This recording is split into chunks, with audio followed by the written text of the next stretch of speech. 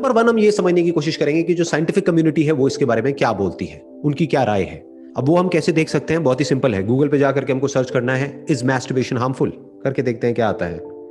आप भी ये सर्च करके देख सकते हैं। यहां पर जो टॉप पे लिखा हुआ है that is masturbation can actually be good for your health both mentally and physically, and it's pretty much the safest sex out there. There is no risk of getting pregnant or getting an STD. Masturbation is a normal act used by many to explore their body and feel pleasure. Despite the myths, there are no physical harmful effects. Whether you masturbate is up to you.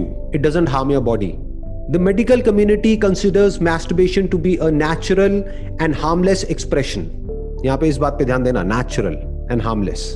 अब यहां पर जो बात समझनी जरूरी है वो ये है कि मैस्टरबेशन भी एक्सेस में बुरी है, इसमें कोई डाउट नहीं है। साइंटिफिक कम्युनिटी भी यही कहती है, और अगर लॉजिकली भी हम सोचें तो एक्सेस में हर चीज बुरी होती है।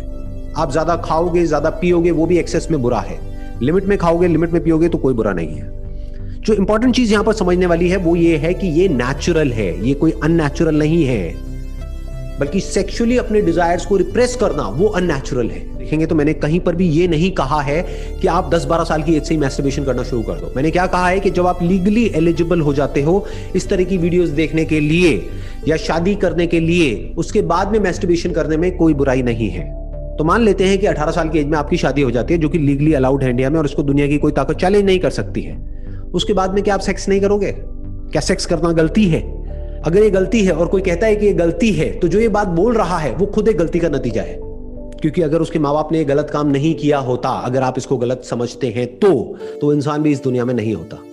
तो यहां पर सिर्फ इतनी सी बात समझनी है कि सेक्स कोई गलत काम नहीं है, कोई चोरी नहीं है, कोई क्राइम नहीं है, कोई ऐसा काम नहीं है कि जिसके लिए आपके अंदर गिल्ट आए कि मैंने कुछ गलती कर दी है। ये कुछ भी गलत नहीं है, ये नेचुरल है और पार्ट ऑफ लाइफ है, इसको डिनाई नहीं किया जा सकता है। अब आते हैं फैक्ट नंबर 2 के ऊपर। जो भी लोग नो फैप के बारे में बात करते हैं वो ज्यादातर क्या करते हैं, वो आपको सिर्फ इसके बेनिफिट्स बताते हैं। नो डाउट इसके बेनिफिट्स हैं, बट आपको ये भी समझना है कि इसके नुकसान क्या है। लाइफ में हर चीज का प्लस भी होता है और माइनस भी होता है, प्रोज भी होते हैं, कॉन्स भी होते हैं। कोई भी आप दवाई खाते हो तो उसका बेनिफिट भी होता है और नुकसान भी होता है। तो डॉक्टर को समझना होता है कि इस दवाई का फायदा ज्यादा है या नुकसान ज्यादा है इस कंडीशन में, as per the condition of the patient.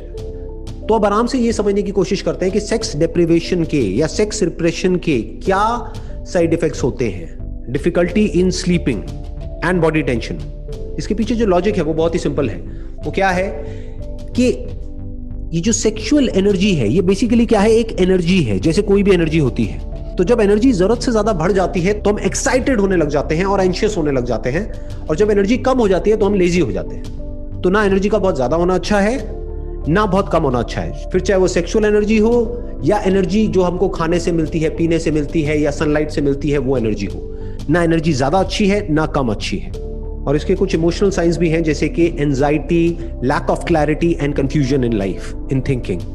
और इसका एक बहुत बड़ा साइड इफेक्ट क्या है कि जब भी आप अपने आप को सेक्स करने से या मैस्टरबेट करने से रोकते हो तो आपको अपने आप को कुछ ना कुछ ऐसा बोलना पड़ेगा कि जिससे कि आप अपनी विल पावर को यूज करके अपने आप को रोक सको। और जब ऐसा कुछ आप बोलते हो तो there is a strong possibility कि आपके अंदर नेगेटिव फीलिंग्स और नेगेटिव इमोशंस आने लग जाएंगे सेक्स की तरफ। फिर उसके बाद में जब आप किसी रिलेशनशिप में जाओगे तो आपके लिए प्रॉब्लम भी हो सकती है। और एक सबसे बड़ा और सबसे गंदा जो इसका साइड इफेक्ट होता है वो होता है feelings of guilt and Shem. यानी कि क्या कि जब आपके दिमाग में ये बैठ जाएगा कि ये करना गलत है, उसके बाद भी आपके अंदर ये डिजायर्स उठेंगे। अरे डिजायर्स को कैसे रोकोगे, इन थॉट्स को कैसे रोकोगे? जब भी ये डिजायर्स उठेंगे, जब भी ये थॉट्स उठेंगे तो आपको क्या लगेगा कि मैं कुछ बहुत ही गलत कर रहा हूं। तो जब वो थॉट्स आएंगे और जब वो डिजायर्स आपके ऊपर हावी हो जाएंगे और जब आप बार बार कोशिश करने के बाद भी फेल होगे, फेल मतलब क्या कि यानी कि आप मैस्टरबेट करोगे या सेक्स करोगे तो उसके बाद में आपके अंदर एक गिल्ट आएगा, and this will create stress and that can lead to anxiety and even depression for that matter. तो ये था दूसरा पॉइंट। अब आते हैं तीसरे पॉइंट पे। अगर आप किसी रिलीजियस या स्पिरिचुअल ऑर्गेनाइजेशन के साथ में जुड़े हुए हैं और जो आपकी ऑर्गेनाइजेशन है वहां पर जो भी प्रैक्टिसेस होती हैं, अगर उसकी वजह से आप सेक्स या मैस्टरबेशन नहीं कर रहे हैं तो दैट्स एब्सोल्युटली फाइन, क्योंकि ये आपकी मर्जी है, आपकी लाइफ है, आप जो चाहे जैसे चाहे वैसे जी सकते हैं। और मैं कोई नहीं होता ये आपको बोलने वाला या आपको बताने वाला कि आपको अपनी लाइफ के साथ में क्या करना है। That's your call. Last but not the least, कुछ भी करने से पहले आपको अपने आप से एक क्वेश्चन पूछना है कि जो भी मैं कर रहा हूं वो कर क्यों रहा हूं, मेरी लाइफ का पर्पस क्या है, मेरा गोल क्या है। क्या है जो मैं अपनी लाइफ में अचीव करना चाहता हूं अगले 5 साल में या 10 साल में, अपने आप से पूछो। तो हो सकता है जब इस तरह के क्वेश्चंस आप अपने आप से पूछोगे तो आपको क्लियर कट एक आंसर मिलेगा। वो आंसर क्या हो सकता है कि मुझे एक बहुत बड़ा एंटरप्रेन्योर बनना है, मुझे एक बहुत बड़ा क्रिकेटर बनना है, मुझे एक बहुत बड़ा सिंगर बनना है। अब अपने आप से क्वेश्चन पूछो कि जो भी आपके आइडल हैं, यानी कि ऑलरेडी जो बहुत बड़े एंटरप्रेन्योर्स हैं, बहुत बड़े क्रिकेटर्स हैं, बहुत बड़े सिंगर्स हैं, क्या वो पूरी तरह से सेक्स को छोड़ करके, मैस्टरबेशन को छोड़ करके वहां तक पहुंचे हैं? अपने आप से क्वेश्चन पूछो।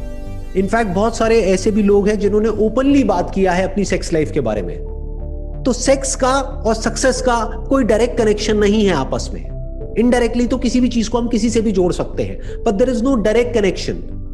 किसी भी फील्ड में जो लोग सक्सेसफुल हुए हैं उसमें 99% लोग ऐसे मिलेंगे जिन्होंने एक मॉडरेट लाइफ जी है, यानी कि वो लोग ना तो इंडल्ज हो गए पूरी तरह से सेक्स में, ना उन्होंने सेक्स को पूरी तरह से छोड़ दिया है, उन्होंने बीच का रास्ता पकड़ा है, यानी कि एक मॉडरेट लाइफ।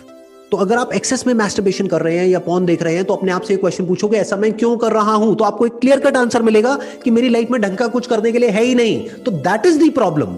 अगर आपके पास में कुछ भी ढंग का होगा अचीव करने के लिए, अगले 5 साल में 10 साल में कोई गोल होगा, कोई पर्पस होगा, जीने की कोई एक्चुअल में वजह होगी, आपको एक ब्राइट अपना फ्यूचर नजर आ रहा होगा, आपके माइंड में एक विजन होगी, तो इन सब चीजों में आप ज्यादा इंडल्ज हो ही नहीं सकते। किसी भी हैबिट को छोड़ा नहीं जा सकता है, उसको रिप्लेस किया जा सकता है।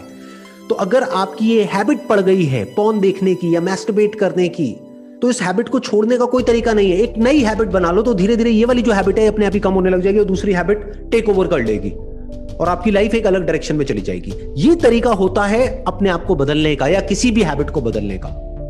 Wish you all the best for your future.